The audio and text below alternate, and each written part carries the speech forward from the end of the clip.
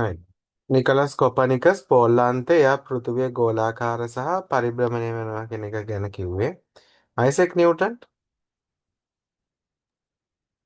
ගුරුත්වාකර්ෂණ බලය හොයාගත්තා. ඒ රට නියමයේ ඉදිරිපත් කළා. එංගලන්තේ. එංගලන්තේ. ජහනස් කෙප්ලර් ජර්මනිය. ජර්මනි. එයාගත්තේ මොනවද? සෞරග්‍රහ මණ්ඩලයේ සෞරග්‍රහ මණ්ඩලයේ ග්‍රහෝපකාරී ඉරිස්සාකාරව ගමන් කරන බව. ග්‍රහලෝකාගාරේ ග්‍රහලෝක සූර්යයා වටේ ඉරිප්සාකාරව ගමන් කරනවා කියලා. right. ගැලීලියෝ ඉතාලිය. හ්ම්. ඉතාලිය. බ්‍රහස්පති ග්‍රහය උපග්‍රහයක් නැති බවට තහවුරු කරගත්. ගැලීලියෝගේ දුරදක්නය ඉපදී. මොකද්ද වැඩිපුරම එයාගේ වටිනාකම? දුරදක්නය ඉපදී. දුරදක්නය ගැන. සොයාගත් තැනතෙන් අපේ විලියම් හාවේ ගැන මම ඉස්සෙල්ලා කිව්ව ටික ආපහු කියන්න. විලියම් හාවේ එංගලන්තයට අයිති වෙන්නේ. එයා රුධිර සංසරණ පද්ධතිය ගැන තමයි කතා කරේ. පැරසල්සස් ස්විට්සර්ලන්තයේ රෝග හැදීමට හේතු ගැන තමයි කතා කරේ. මයිකල් සර්ටස් ස්විට්සර්ලන්තයේ රුධිරයේ හදවතේ දකුණු කෝෂයෙන් පිට වෙලා පෙනහැලි මගින් පිරිසුදු වෙලා ආපහු හදවතට ඇවිල්ලා ශරීරේ පුරාම විසිරී යනවා කියලා තමයි මයිකල් සර්ටස් කිව්වේ. right. ඊට 14 ආයේ 14 ටික තමයි මම ඉස්සර මාරු කරගෙන තියෙන්නේ. හරි 13 14ටයි අපි උත්තර කිව්වා. දැන් 13ට තමයි නිකලස් කොපර්නිකස්, Isaac Newton, ජොහානස් Kepler, Galileo Galilei. 14කට තමයි විලියම් හාවේ, පැරසල්සස්, මයිකල් සර්ටස් එන්නේ. right. 15 පුනරුත් සම්මේ දේශපාලන අංශ සිදු 14 වෙනි එක ජොහානස් කුටෙන්බර්ග් ගන්න පුළුවන් නේද? නවසවා ගැනීමක් නේ පුළුවන්. ඒත් වෛද්‍ය විද්‍යාව සම්බන්ධයෙන් නෙමෙයිනේ. ප්‍රශ්නේ මොකද්ද? පුරුදු සමයේ වෛද්‍ය විද්‍යාව සම්බන්ධයෙන් කියලා සොයා ගැනීම. එතකොට මුද්‍රණ යන්ත්‍රය කියන්නේ වෛද්‍ය විද්‍යාව නෙමෙයිනේ. 15 පුනරුත් සමයේ දේශපාලන අංශයේ සිදු වූ වෙනස්කම් 5ක්.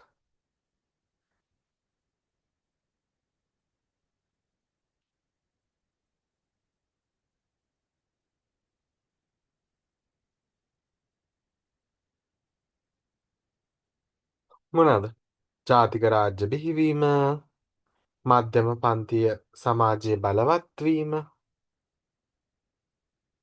ඉඩම් හිමි වංශාධිපතිවරුන් මොකද? වංශාධිපති බලය පරිහරණයට ආ, පත්වීම. වංශාධිපති බලය පරිහරණයට පත් වෙන තැන් අඩුවීම. හොඳයි. ඊළඟට රජවරු පාලන කටයුතුවලදී මධ්‍යම පන්තිකයන්ගේ සහාය ලබා ගත්ත එක අපි ගෙසතේ කතා කරපු ටික. මධ්‍යම පන්තිකයන්ගේ වෙළඳ කටයුතු සඳහා රාජ්‍ය අනුග්‍රහය ලැබීම. අපි මේ ටික ගෙසතේ දැන් කිව්වේ. ජාතික රාජ්‍ය බිහි වුණා. one country one state one nation. එකම රටක් එකම ජාතියක්. right. one country one nation. ඊළඟට මධ්‍යම පන්තියේ සමාජයක් බිහි වුණා. අර බැංකුකරණයත් එක්ක වෙළඳාමත් එක්ක මධ්‍යම පන්තියක් බිහි වුණා. වංශාධිපතුන්ගේ බලතල අඩු වුණා. පරිපාලන කටයුතු වලදී රජුට සහයෝගය ලබා දුන්නා. මධ්‍යම පාන්තිකයන් වෙළඳාම් කටයුතු වල රජතුමාගේ සහයෝගය ලැබුණා. right. ඊළඟට පුනරුත් සමයේ යුරෝපීය ආර්ථික කටයුතු වල දක්න ලැබුණු විශේෂ ලක්ෂණ 5ක්. මොනවාද?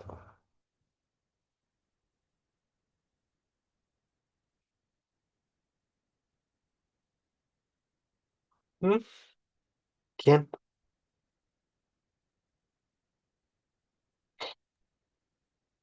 මුදල් භාවිතය වැඩිවීම, හ්ම්. ව්‍යාපාරිකයන්ගේ වෙළඳ කටයුතු බැංකු ඔස්සේ ණයටගෙන සිදුවීම, හ්ම්. දෙල්නගර රන්ඩදී බිහිවීම. මුතුමැණික් ආදී යුරෝපයට ගෙන ආනයන යාමට හැකිවීම, හ්ම්. සම්පෝෂිතා මධ්‍යදීපයේ ප්‍රවේණිය කේන්ද්‍ර කොට ස්වයංපෝෂිත ආර්ථික ක්‍රමයක් පැවතීම, පුනරුත් සමයේ යුරෝපීය ආර්ථිකයේ වෙනස්කම් වලට කලින් තමයි ස්වයංපෝෂිත ආර්ථිකයක් තිබුණේ. වැඩවසම් ක්‍රමේ තමයි ස්වයංපෝෂිත ආර්ථිකයක් තිබ්බේ. වැඩවසම් ක්‍රමයෙන් බැහැර වෙලා පුනරුද්ධ කාලයට ආවට පස්සේ ස්වයංපෝෂිත ආර්ථික ක්‍රමේ බිඳ වැටෙනවා. ලංකාවෙත් ඒක වුණානේ. හරිද? ස්වයංපෝෂිත ආර්ථික ක්‍රමේ බිඳ වැටිලා ඊට පස්සේ වෙළඳාම දියුණු වෙනවා. හරිද? ස්වයංපෝෂිත ආර්ථික ක්‍රමේ බිඳ වැටිලා වෙළඳාම දියුණු වෙනවා. ඊළඟට ජාතික වෙළඳ ප්‍රතිපත්ති, බදු ප්‍රතිපත්ති නිර්මාණය වෙනවා. ඒකට ගැළපෙන ආකාරය. වෙළඳාමට ගැළපෙන ආකාරය. නව වෙළඳ මාර්ග හොයා ගන්නවා. හරිද? ඒ නිසා වෙළඳාමේ දියුණුවක් ඇති වෙනවා. මුදල් භාවිතය වැඩි වෙනවා. චෙක්පත් හා බැංකු අනකර ඊළඟට බැංකු හරහා මුදල් ණයට දීම මේවා තමයි විශේෂ ලක්ෂණ විදිහට අපිට පෙන්වන්න පුළුවන්. ආයෙ මුලින් නම් ගත්තොත් ස්වයංපෝෂිත ආර්ථික ක්‍රමෙ බිඳ වැටිලා වෙළඳාම දියුණු වෙන එක, ජාතික වෙළඳ ප්‍රතිපත්ති හා බදු ප්‍රතිපත්ති ක්‍රියාත්මක වෙන එක, නාවැළඳ මාර්ග හොයා ගැනීම වෙළඳාමේ දියුණුවක් ඇතිවීමට හේතුවක් වෙච්ච එක, මුදල් භාවිතය, චෙක්පත් හා බැංකු අනකර, බැංකු හරහා මුදල් ණයට ලබා දීම. පුනරුත් දේශ ගවේෂණ කටයුතු සඳහා උනන්දු වූ සාගරබද රටවල් දෙකක්. පෘතුගාල ස්පාන්‍ය. ස්පාඤ්ඤ සහ පෘතුගාලය. ඊළඟට දේශ ගවේෂණයේ ප්‍රතිඵලයක් ලෙස සොයාගත් ප්‍රදේශ මොනවද? සුබපැතීමේ තුඩුව, ඔව්, සැලසත්, කුණාටු තුඩුව, ඇමරිකාව, පිලිපීනය, පිලිපීන්ස්, ඊළඟට කැනඩාව, පිලිපීන, ඇමරිකාව, කුණාටු තුඩුව ගොඩක් තියෙනවා. මේවා. හරිද? ඊට පස්සේ 19 පුනරුදේ ගෝලීය ප්‍රවණතාවක් කියන්නේ ඇයි?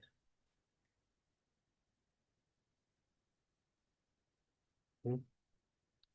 පුනරුදය ගෝලීය ප්‍රවණතාවක් වන්නේ ඇයි?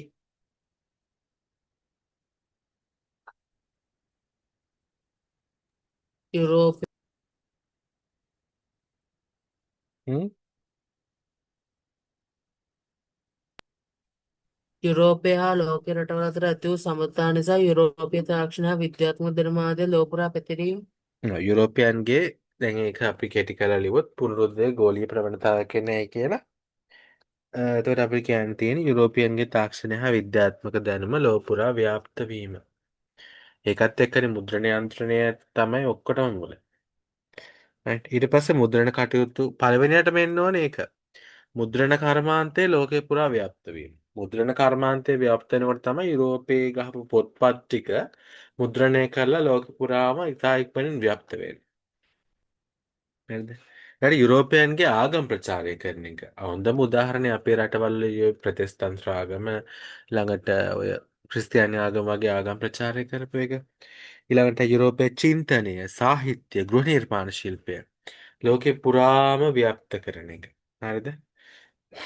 ලෝකේ යුරෝපයේ චින්තනය, සාහිත්‍ය, ඊළඟට ගෘහ නිර්මාණ, මූර්තිද, කැටයම්ද මේ ඔක්කොම.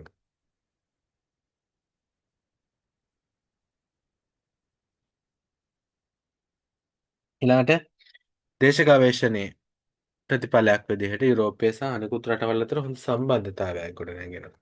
ඒ වගේම යුරෝපයන්ගේ අර කලින් ගේෂාන් කිව්වා වගේ තාක්ෂණය හා විද්‍යාත්මක දැනුම ලෝපුරා ව්‍යාප්ත වීම. පුනරුදේ ලංකාව කෙරෙහි බලපෑ ආකාරය අපි අන්තිම ප්‍රශ්නයෙන් කතා කරා. මට කියන දේශපාලන මේ අන්තිම පාඩම විදිහට මේක අපි කරේ. මට කියන දේශපාලනික වශයෙන් මොනවද ඇති වෙච්ච බලපෑම්?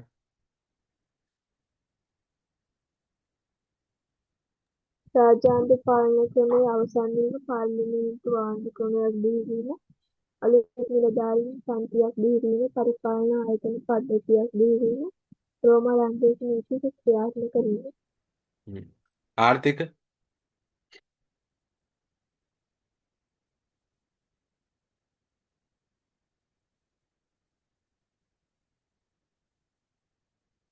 ආර්ථික වශයෙන්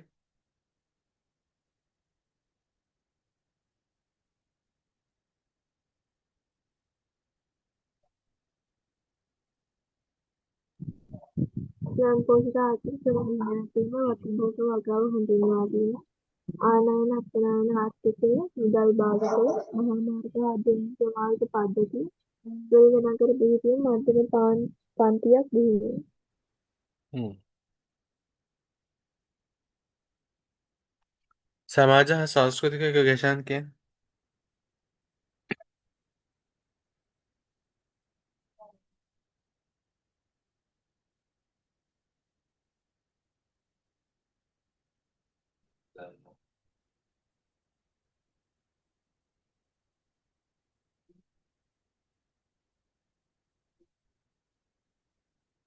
गवेषण